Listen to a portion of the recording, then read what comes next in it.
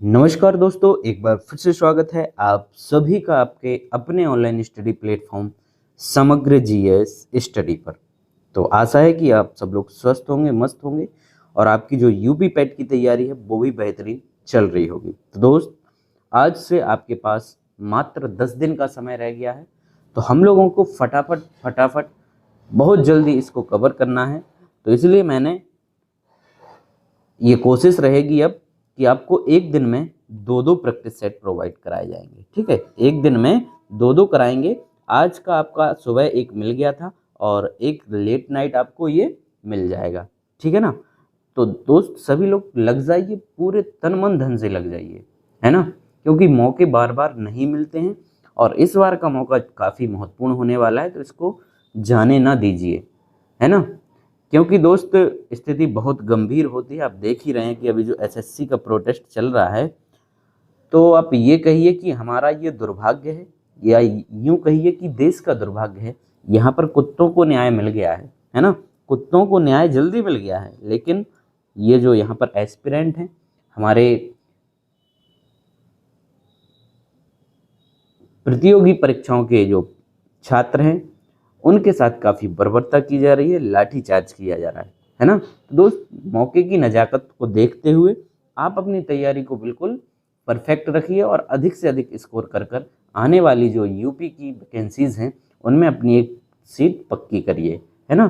तो चलिए शुरू करते हैं। शुरू करने से पहले आप सभी से एक छोटी सी रिक्वेस्ट रहती है कि सब लोग चैनल को सब्सक्राइब कर लीजिए और बेल आइकन को भी प्रेस कर दीजिए, ताकि भविष्य में जो भी हमारे वीडियोज़ आते हैं उनका नोटिफिकेशन आप तक सबसे पहले पहुंच सके। तो इस वीडियो को अधिक से अधिक शेयर कर दीजिए, साथ ही लाइक का बटन दबा दीजिए। तो चलिए सर, शुरू करेंगे। लेंगे हम अपना आज का पहला क्वेश्चन।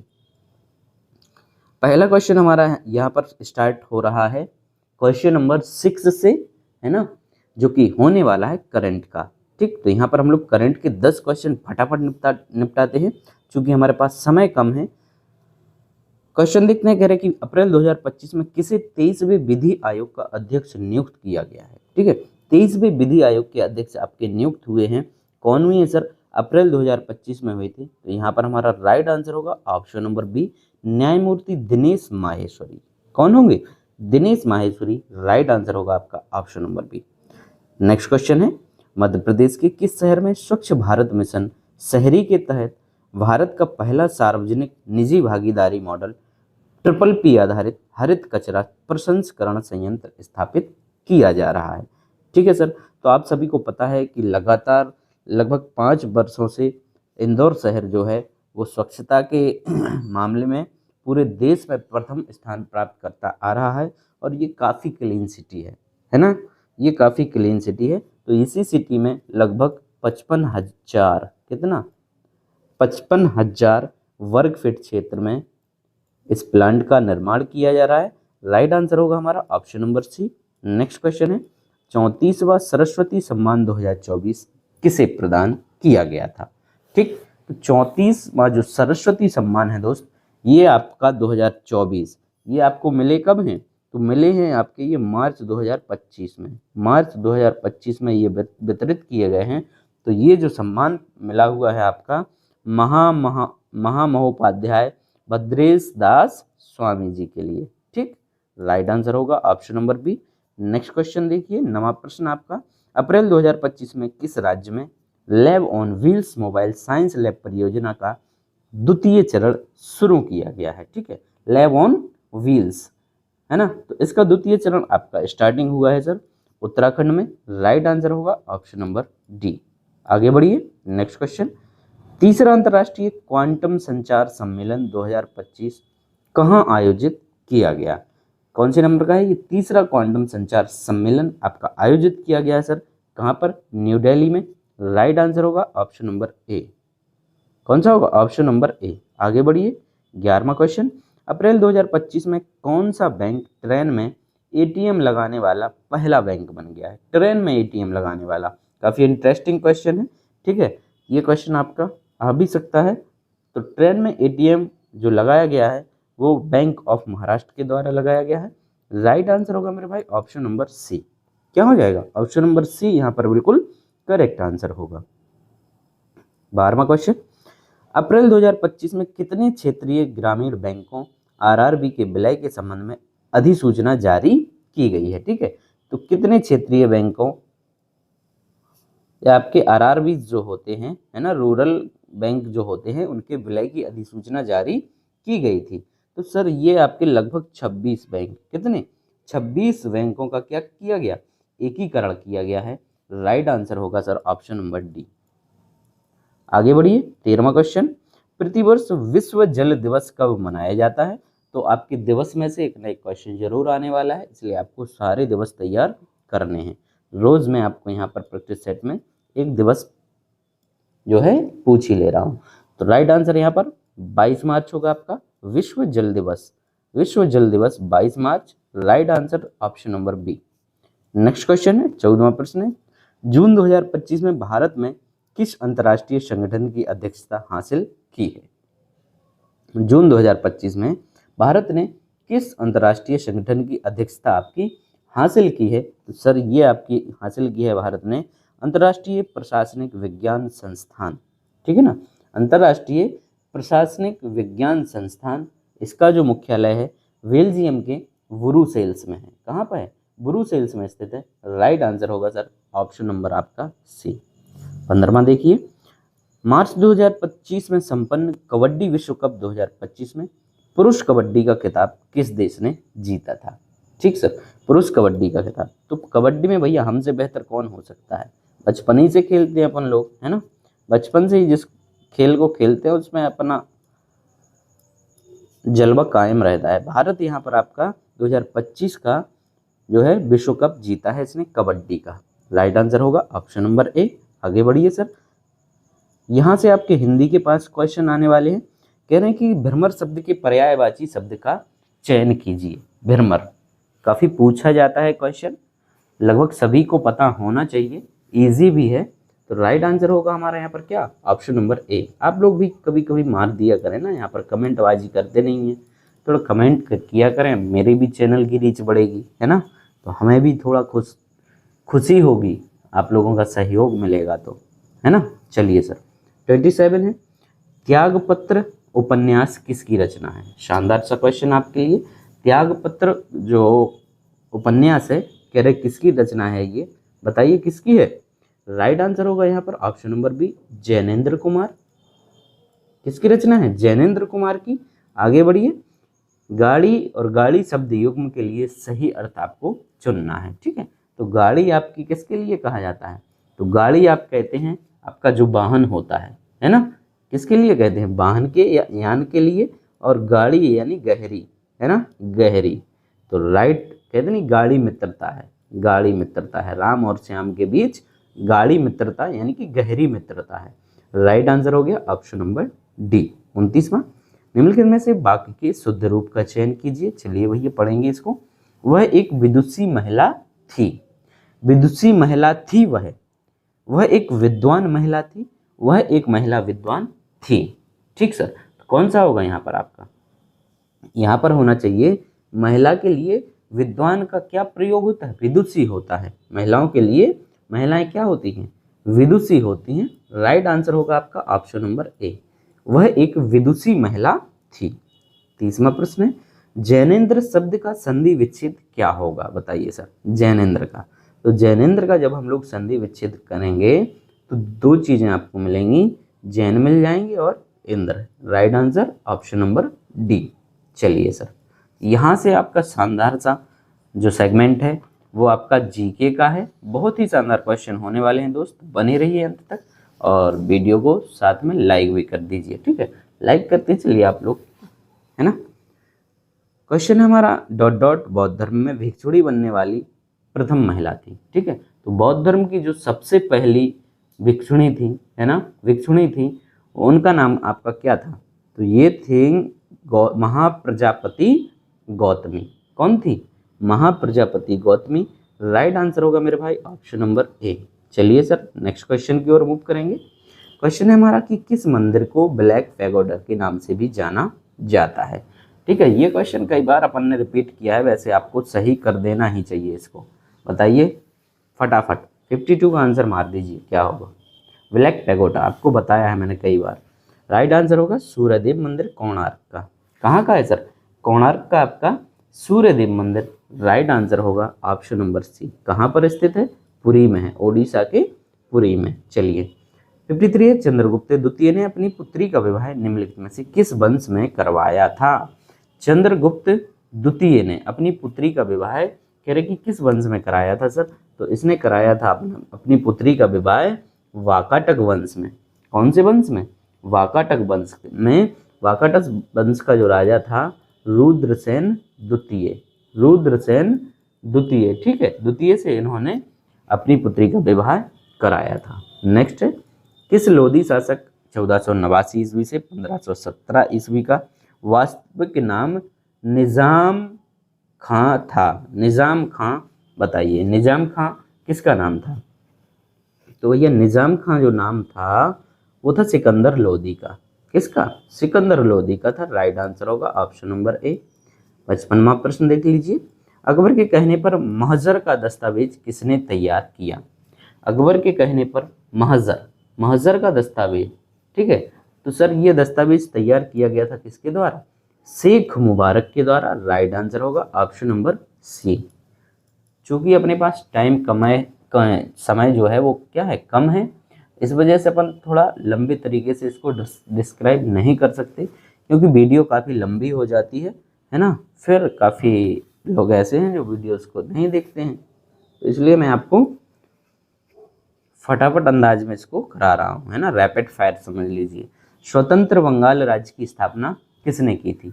स्वतंत्र बंगाल राज्य की स्थापना आपकी किसके द्वारा की गई थी? तो सर ये की गई थी आपकी मुर्शीद कुली खान के द्वारा। Murshid Quli Khan, option number B is the right answer. Next question है, ब्रिटिश भारत में देसी प्रेस अधिनियम किस वर्ष लागू किया गया था? देसी प्रेस अधिनियम आपका कह रहे हैं कि किस वर्ष लागू किया गया था? ठीक है, तो आपने नाम सुना होगा एक वर्नाकुलर प्रेस एक्ट, सुना है ना, सभी ने सुना होगा। ठीक, तो ये जो सर लागू हुआ था आपका, ये हुआ था 1878 में, और इसको लागू किसने किया था? तो लॉर्ड लिटन के द्वारा। वर्नाकुलर प्रेस एक्ट जो है पूछ सकते हैं आपका किसके द्वारा? लिटन के द्वारा। राइट आंसर हो गया आपका ऑप्शन नंबर सी। 58 है, महर्षि दयानंद सरस्वती ने 1875 में निम्नलिखित में से किस स्थान पर आर्य समाज संगठन की स्थापना की थी? ठीक है, तो दयानंद सरस्वती जी के द्वारा आर्य समाज की जो है स्थापना की गई थी। यहाँ से आपको दो चीजें क्लियर हो रही हैं। ठीक, कह रहे कि कौन से स्थान पर इन्होंने ये सभा जो है इसकी स्थापना की थी? तो इनके द्वारा 1875 में बम्बई में आर्य समाज की स्थापना की गई थी। राइट आंसर होगा सर ऑप्शन नंबर डी 59। किस ब्रिटिश अधिकारी के गोली चलाने के आदेश के परिणाम स्वरूप जलियांवाला बाग हत्याकांड हुआ था? ठीक है, तो ये काफ़ी इतिहास के पन्नों में ये काफ़ी काला दिन रहा है, जलियांवाला बाग हत्याकांड का। ठीक है, और ये जो घटना हुई थी आपकी 13 अप्रैल को हुई थी, है ना, 13 अप्रैल 1919 को। तो कह रहे कि कौन से अंग्रेज अधिकारी ने ये आदेश दिया था? रेजिनॉल्ड डायर ने, या जनरल डायर जिसको हम लोग कहते थे। राइट आंसर होगा ऑप्शन नंबर डी। चलिए सर 60वां क्वेश्चन है, अगस्त 1907 में मैडम भीकाजी कामा विदेशी धरती पर भारतीय ध्वज फहराने वाली पहली व्यक्ति बनी। उन्होंने ... में भारतीय ध्वज को फहराया। ठीक है, तो भारतीय ध्वज को उन्होंने कहाँ पर फहराया था? 1907 में भीकाजी कामा के द्वारा जर्मनी में फहराया गया। राइट आंसर हो गया ऑप्शन नंबर डी। ओके, चलिए 71, भारत के राष्ट्रपति द्वारा राज्यसभा में कितने सदस्यों को नामित किया जा सकता है? ठीक है, तो राष्ट्रपति राज्यसभा में कितने सदस्यों को नामित करेगा सर? तो ये करता है आपका कितने? 12 सदस्यों को। ठीक, कितने सदस्यों को करता है? 12 सदस्यों को करता है आर्टिकल 80 के तहत। कौन से आर्टिकल के तहत? आर्टिकल 80 के तहत। राइट आंसर होगा सर ऑप्शन नंबर ए 72। निम्नलिखित में से म्यांमार निम्नलिखित में से किस राज्य के साथ अपनी सीमा साझा नहीं करता है? म्यांमार आपका नागालैंड के साथ करेगा, मणिपुर के साथ करेगा, मिजोरम के साथ करेगा, सिक्किम के साथ अपनी सीमा साझा नहीं करता है। ठीक, चलिए 73, गिद्दा और भांगड़ा किस राज्य के लोक नृत्य हैं? काफी इजी क्वेश्चन, पंजाब के हैं। राइट आंसर होगा ऑप्शन नंबर ए। ओके, चलिए sir next question, the inheritance of loss पुस्तक द्वारा लिखी, किसके द्वारा लिखी गई है? द इनहेरिटेंस ऑफ लॉस, बताइए सर इस पुस्तक के आपके राइटर कौन हैं? बी.एस. नायपॉल हैं, सलमान रुश्दी हैं, किरण देसाई हैं या रस्किन बॉन्ड हैं? ठीक है, तो ये जो पुस्तक है ये आपकी किरण देसाई के द्वारा लिखी गई है। राइट आंसर हो गया ऑप्शन नंबर सी। ठीक, उपन्यास है आपका, ये क्या है? उपन्यास, the inheritance of loss. 75, Rabindranath Tagore ने डॉट डॉट में शांति निकेतन संस्थान शुरू किया था। तो आपके टैगोर साहब ने शांति निकेतन शुरू किया था, कब किया था सर? तो ये किया गया था आपका 1901 में। कब हुआ था? 1901 में हुआ था। राइट आंसर होगा आपका, कहाँ पर हुआ था? और ये पश्चिम बंगाल में, तो बी बिल्कुल करेक्ट आंसर होगा। 76 है, अंतर्राष्ट्रीय महिला दिवस कब मनाया जाता है? अंतर्राष्ट्रीय महिला दिवस। ठीक है, तो प्रतिवर्ष हम लोग 8 मार्च को अंतर्राष्ट्रीय महिला दिवस मनाते हैं। राइट आंसर होगा मेरे भैया ऑप्शन नंबर बी। ठीक सर, चलिए 77 है कि निम्नलिखित में से कौन से समूह में पारिस्थितिक तंत्र के केवल अजैविक तत्व शामिल होते हैं? ठीक, कौन से समूह में केवल अजैविक तत्व शामिल होंगे इसमें? ठीक है, याद रखना इस चीज को। तो ये होगा आपका मृदा, खनिज पदार्थ, पवन और वर्षा। ठीक है, इसमें आपके कौन से होंगे? केवल और केवल अजैविक तत्व शामिल होते हैं। ठीक, चलिए सर आगे बढ़िए।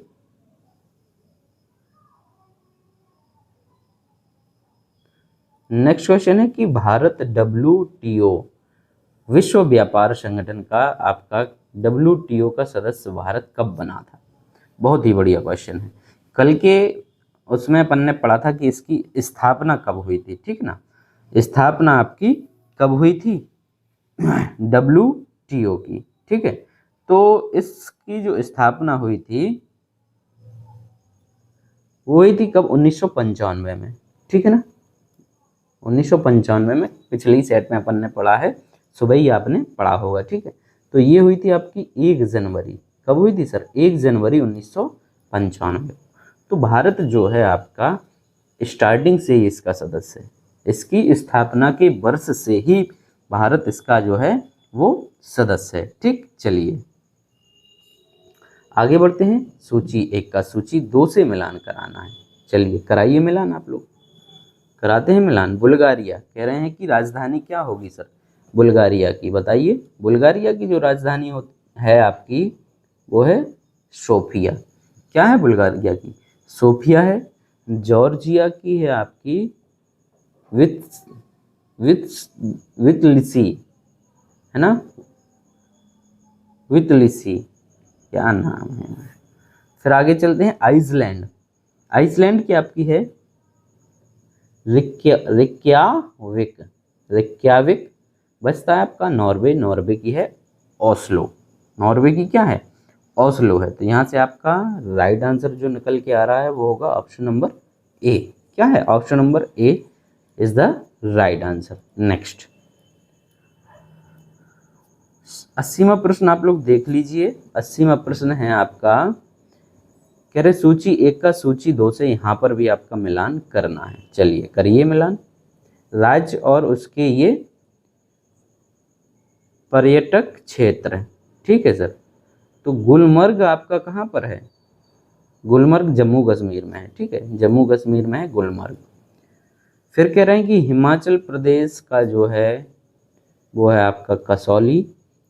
गुजरात का है आपका पॉइंट नहीं, उड़वाड़ा, उड़वाड़ा। और तमिलनाडु पॉइंट कैलीमर, यानी कि बी जो आपका है यहाँ पर करेक्ट आंसर होगा ऑप्शन नंबर बी। चलिए सर 81, भारत का निम्नलिखित में से कौन सा क्षेत्र खनिजों का भंडार है? खनिजों का भंडार जो आपका सबसे अधिक है भारत में, तो वो है सर कहाँ पर? छोटा नागपुर का जो पठार है वो खनिजों का भंडार माना जाता है। राइट आंसर होगा मेरे भाई ऑप्शन नंबर बी। ओके, चलिए 82 है तीस्ता, तीस्ता निम्न बांध तीस्ता लो डैम निम्नलिखित में से किस राज्य में स्थित है? बताइए। तीस्ता जो लो डैम है आपका वो स्थित है आपका पश्चिम बंगाल में। कहाँ पर है सर? पश्चिम बंगाल में है। राइट आंसर होगा ऑप्शन नंबर डी। ठीक है सर। और ये तीस्ता नदी है ना, तीस्ता नदी जो कि किसकी सहायक नदी है? ब्रह्मपुत्र की सहायक नदी। तीस्ता नदी जो है आपकी वो ब्रह्मपुत्र की सहायक नदी है, उसी पर ये बनाया गया है। 83 है केरल और कर्नाटक में पूर्व मानसून वर्षा को डॉट डॉट के रूप में जाना जाता है। ठीक है, तो आपकी केरल और कर्नाटका में जो मानसून के पूर्व बारिश होती है उसको जानते हैं हम लोग किस नाम से? तो भैया इसे आम्र वर्षा के नाम से जानते हैं, मैंगो रेन, है ना, आम्र वर्षा के नाम से जानते हैं। राइट आंसर होगा मेरे भैया ऑप्शन नंबर डी 84।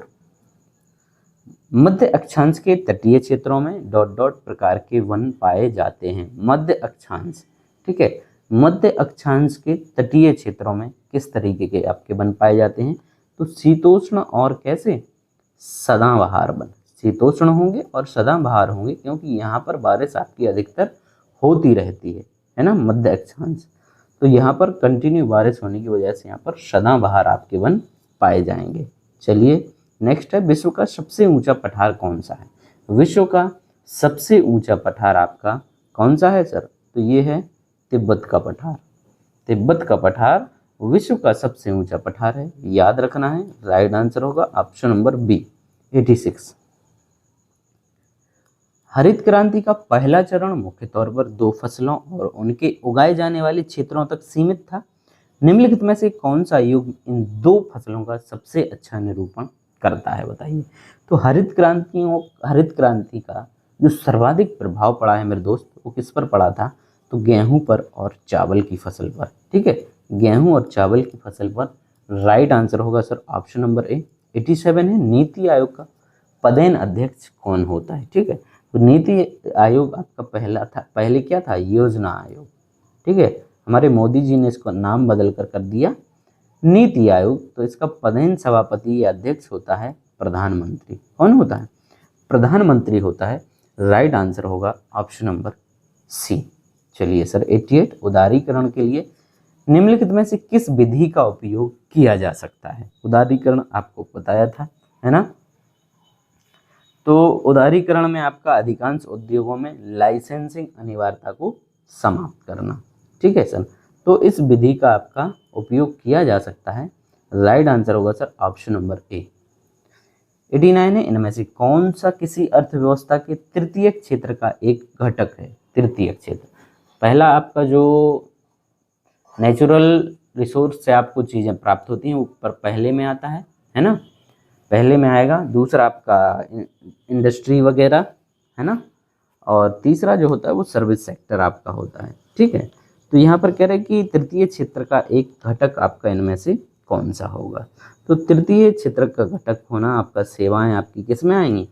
होटल और रेस्टोरेंट में, होटल और रेस्टोरेंट में आएंगी। राइट आंसर हो गया ऑप्शन नंबर बी। चलिए 90वां क्वेश्चन है, सकल राजकोषीय घाटे के संबंध में निम्नलिखित में से कौन सा विकल्प सही है? बताइए कौन सा विकल्प सही होगा यहाँ पर? सकल राजकोषीय घाटा कह रहे ऐसे निकाला जाता है कि शुद्ध घरेलू ऋण प्लस आरबीआई से ऋण प्लस विदेश से ऋण। ठीक है, बिल्कुल, तो ये आपका घाटा हो गया। ठीक है, कि घरेलू ऋण कितना हो गया, आरबीआई से कितना लिया गया, विदेश से ऋण आपका कितना लिया गया है। राइट आंसर यहाँ पर ऑप्शन नंबर ए। आगे बढ़िए 91 है, पंचायतों से संबंधित प्रावधानों का उल्लेख भारतीय संविधान के किस भाग में आपको मिलेगा? ठीक है, पंचायतों से संबंधित जो प्रावधान है आपका, ग्राम पंचायतें हैं जो, ठीक है, तो ये आपको मिलता है इसका उल्लेख भाग 9 में। किसमें मिलता है सर? भाग 9 में। और इसको 73वें संविधान संशोधन के तहत 1992 में कौन सी 11वीं अनुसूची जोड़ी गई थी? ठीक है, इसके लिए कौन सी अनुसूची? 11वीं। तो राइट आंसर होगा आपका ऑप्शन नंबर ए 92 है। भारतीय संविधान का कौन सा अनुच्छेद यह निर्धारित करता है कि सर्वोच्च न्यायालय द्वारा घोषित कानून भारत के क्षेत्र के भीतर सभी अदालतों पर बाध्यकारी होगा? ठीक है, तो जो माननीय सुप्रीम कोर्ट आपके कहेंगे, यानी सर्वोच्च न्यायालय द्वारा घोषित कानून भारत के क्षेत्र के भीतर के आपके सभी अदालतों पर क्या होंगे, बाध्यकारी होंगे, यानी उन्हें उसको मानना पड़ेगा। तो ये कहा गया है आपका आर्टिकल 141 में। किसमें किया गया सर? 141 में। चलिए नेक्स्ट है 93। निम्नलिखित में से किस समिति ने संविधान में मौलिक कर्तव्यों को सम्मिलित करने की सिफारिश की थी? मौलिक कर्तव्यों को सम्मिलित करने की सिफारिश आपकी की गई थी कौन सी समिति के द्वारा सर? तो ये की गई थी स्वर्ण सिंह समिति के द्वारा। स्वर्ण सिंह समिति, राइट आंसर ऑप्शन नंबर ए 94। भारतीय संविधान के अनुच्छेद 123 और 213 निम्नलिखित में से किस विषय से संबंधित हैं? 1, 2, 3 और 2, 1, 3 किससे संबंधित हैं सर? ये आपके हैं काय से संबंधित हैं? अध्यादेश बनाने की शक्ति से संबंधित है। ठीक है सर, अध्यादेश बनाने की शक्ति से संबंधित है। राइट आंसर होगा ऑप्शन नंबर सी 95। भारतीय संविधान के निम्नलिखित में से किस संवैधानिक संशोधन अधिनियम ने लोकसभा और राज्यों की विधानसभाओं के निर्वाचन के लिए मतदान की आयु आपकी 21 से घटाकर 18 कर दी है? ठीक है, काफ़ी इंटरेस्टिंग क्वेश्चन है, अच्छा क्वेश्चन भी है। तो पहले जो आयु थी वो आपकी कितनी थी सर? 21 वर्ष थी, फिर उसको घटाकर पुनः आपका 18 वर्ष कर दिया गया है। तो ये संविधान जो संशोधन था 61वां संविधान संशोधन। ठीक है सर, हुआ कब था ये? 1988 में। 1988 में हुआ था। राइट आंसर हो गया ऑप्शन नंबर आपका बी। ठीक है, चलिए 96 है। दो निकटवर्ती सुरंगों या गर्त के बीच की क्षैतिज दूरी को डॉट डॉट के रूप में आपका कहा जाता है। ठीक है, दो निकटवर्ती सुरंगों या गर्त आपके, ठीक है, गर्त के बीच की जो क्षैतिज दूरी है सर, कह रहे कि उसके लिए हम लोग क्या कहेंगे, किस नाम से संबोधित करेंगे सर? उसको हम लोग कहते हैं, क्या कहते हैं उसको अपन लोग? उसको कहते हैं तरंग दैर्घ्य। क्या कहते हैं? तरंग दैर्घ्य कहते हैं। ठीक, चलिए ये है ना, इस तरीके की बनती हैं आपकी। ठीक है, तो दो ये क्षैतिज जो दूरियां होती हैं इसको हम लोग वेवलेंथ कहते हैं। क्या कहते हैं? वेवलेंथ। चलिए आगे बढ़ेंगे। राशि के मापन और उसकी इकाई का कौन सा युग्म आपका सुमेलित यहाँ पर नहीं है?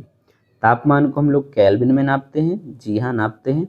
दाब को नापेंगे पास्कल में, प्रेशर को, द्रव्यमान को केजी में नापेंगे, कह रहे वजन को हम लोग घन मीटर में नापते हैं।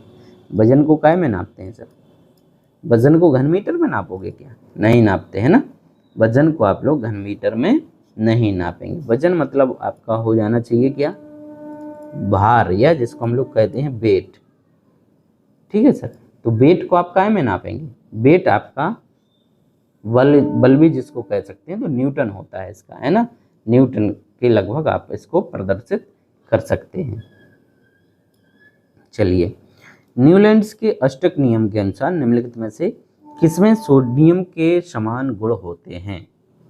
सोडियम के समान गुण आपके किसमें होते हैं सर? तो ये होते हैं लिथियम में। सोडियम के समान गुण होंगे लिथियम में। चलिए 99 है।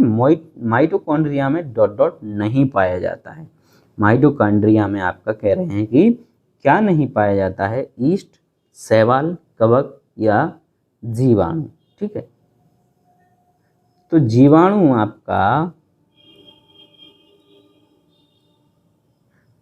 में आपका माइटोकॉन्ड्रिया नहीं पाया जाएगा। ठीक है, mitochondria is the power house of the cell कहा जाता है जिसको, ये आपका किसमें नहीं पाया जाएगा? जीवाणु में। राइट आंसर होगा सर ऑप्शन नंबर डी।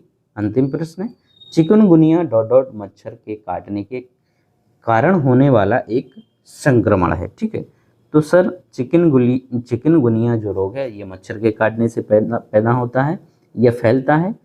तो ये एडीज नामक जो मच्छर होता है उससे फैलता है। किससे? एडीज से चिकनगुनिया, मादा एनाफ्लिस से आपका मलेरिया। कौन सा? मलेरिया। चलिए तो ये था आज का आपका मॉक टेस्ट। आई होप कि आपको वीडियो पसंद आया होगा। यदि पसंद आया दोस्त तो जमकर लाइक करिए, शेयर करिए। कल फिर मिलते हैं एक और नए प्रैक्टिस सेट के साथ। धन्यवाद।